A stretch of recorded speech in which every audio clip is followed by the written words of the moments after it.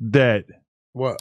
Well, you just ran down on Flacco and gave him a big old bear hug, which is interesting because he's got a variety of conspiracy theories about you. And you should call him in here, bro. he's on the news right now, but he seems as if what's the conspiracy theory? I don't see. He thinks you're losing your mind, and he thinks that you might snap and do something to him. His words. I'm losing my mind. Why does he think that? He says that you seem angry, irrational, that he just feels like you're kind of on the verge of doing something crazy. And he didn't say it, but it feels like the suggestion is that maybe this is because of the stress that the big Rico is putting on you, since you might feel like, since you were so wrapped up in so much of his dealings, that maybe you're next on the Fed's platter. What do you mean dealings? Like I'm watching Rich Homie Quan, and he's talking about how when rest in peace, that when he had to come to LA and check in, that it was like you and Big U sort of two men in the situation. We was having a conversation about checking in. No, I was already up there having a conversation. Again, he pulled up. See, y'all got it. This was crazy. When it come to me, you motherfuckers seem to catch amnesia when somebody's telling the story. He said he landed at LAX. Whoever picked him up, whoever he was with, told him we need to go to Crenshaw High. He said, oh, okay, that's the blue side. So I don't know Rich Homie Quan. I don't know. I just know him from, really knew his mama. You were at the football game talking business with Big U. No, we were in the parking lot having a conversation. He pulled up. To check in. Yeah, well, you got to remember, that ain't my neighborhood. Right. So he ain't pulling up for me. It wasn't like we were scheduled to meet Rich Homie Quan that day. Okay. You get what I'm saying? So he pulled up, and I seen him, and I never forget it. I'm going to tell you why I remember it. Because at the time, I used to confuse him and Young Thug. Okay. Right? Typical unk mistake of that era. So when he pulled up, they all got out the car. Everybody dapped each other up. I'm kind of like letting them do their thing because whatever he come to do, I don't know what he came to do. And he didn't lie. He wanted him to go out there, I guess, with the kids. On the football field. You know what I'm saying? Sure. Kids in the ghetto, they don't see a lot of that shit. And that was all that was. But I don't, him saying that, I think he added to the conversation saying, you flew in here and you staying here and staying there because those elements don't fit what he was there to do. That's kind of like, you kind of like issuing a threat. You know what I'm saying? When you telling somebody you staying here and your driver is this person and this, just that, it's kind of like, you kind of like issuing like a silent like threat. But I think he added that to it. And that's the conversation we need to have today.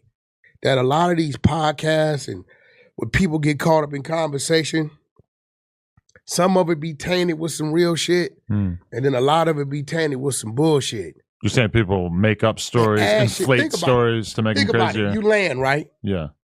Whoever he's with already done had conversations with Big U. Bro, we come in, we're going to pull up on you, right? So me knowing him, he like, what time y'all get in? Hey, bro, we coming that way. What time y'all get in? Cool, pull up on me. I'll be at practice with the kids. Right. You get what I'm saying? Like I'm seeing it play out. That'd be cool for the kids. Nephew could come over here and, come out there for the kids, right? This had to been 2015-ish era. Yeah. Something like that. So if he actually came in, right, and went straight to Crenshaw High, jump out, Big U like, oh shit, y'all really here. What's up, nephew, whatever. I bagged up, what's up, homie, what's up? Now he knew who I was. At that time, I remember, I confused him with Young Thug. I ain't gonna even lie to you. Right? So he said, yeah, man, you cool with going out here, with the kids? They out there, they gonna go crazy. They fans. He like, yeah, sure, cool. So he went out there and walked with the kids and they did their shit. So why in that situation would a person go having a conversation about motherfucker know where you staying at, who your driver is. I think it's at least in part because It don't even make sense. much like Big U, you've kind of gone into detail about a variety of situations that a lot of people are conflating with extortion at this point. What do you mean by that? What you mean? It's been supposed, and we don't have to get into the details of every single one of these situations, but it's been, you basically said in the past that Oscar De La Hoya was paying to not have his nude photos or zesty photos released. Stop right there. It's been said that that you were talking to Nipsey's family about the gay tapes of him not coming out. I don't know if there's money involved in that. It's been suggested that maybe Kim Kardashian at one point or Kanye, that they were doing stuff for you so that you didn't release more sex tapes of her. Okay. Now, let's start with the first one. And when academics kind of tried to bring up some of this stuff on the podcast, you got very irate and you were really kind of screaming at it. Because y'all dumb. See, right there. You're a dummy too. I gotta call you a dummy. Okay, but because I'm gonna show you. But starting with the name calling makes you look more guilty. No, I'm gonna show you why. In it, the attorneys are involved, right? This is not extortion. This is a business deal. Oscar then talked about it openly on Club Shay Shay, right? So the minute you get attorneys involved, see, if you have something, right? That's yours. It's yours. And you got the consent to have it. Okay. And you like, hey, bro, check this out. This is really pertaining to you.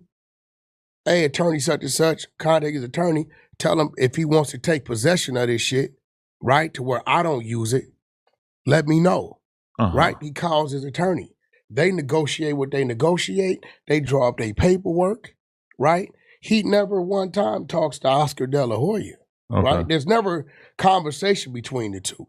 The minute you get attorneys involved in these type of situations, that's not an extortion, right? So we're going to Kanye next, right? Sure. This started on Bootleg Cab, did it not? I don't remember. Bootleg Cab said, what's up with these extra tapes I've been hearing about? I said, yeah, it's a couple extra tapes. He like, what you gonna do with them? I said, we would never do anything with them but give them to Kanye. That's what was said, right? Okay. You can pull it up, right? So guess who calls me? The Kardashians. Kanye. Or Kanye, okay. Yeah. Wack, what up, bro? Man, I seen boom, boom, boom. Yeah, is that real? Yeah. Well, how could I? You said, okay, cool, I'm gonna put you with little bro, y'all, you know. Yeah, send him to the airport. Bro, grabbed a drive, went to the airport, gave it to him.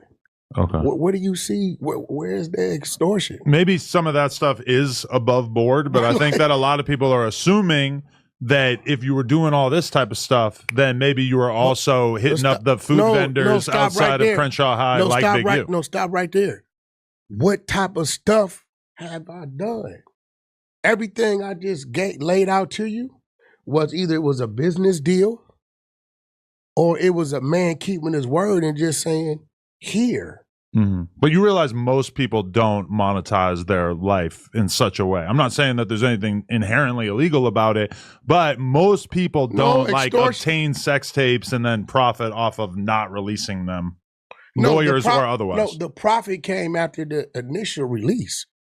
That shit been out since like 03. Which, the sex tapes? 04, yeah. Well, the original one, yeah. But you supposedly had more. Yeah, but again, and then Kanye went on a show and delivered the drive. Has anything ever come out? Not yet, but Kim K's an op now, right? She ain't my op. She ain't ever did nothing. No, she's Kanye's op, and you're Kanye's homie, right? Well, that has nothing. That's his ex-wife, bro. That's the mother of his kids. But if you look at the Bootleg Cab show, when he asked me about it. He seems very upset with her. No, when you asked me about it, he said, bro, what y'all going, y'all can make, so I said, we would never do that, bro. Like, and at this time, I wasn't even, I knew Ye, we talked time to time, right? It wasn't no, like, that's my partner at this time, right? I said, just sitting over in the safe. Like, we ain't got no, he got kids by her, like,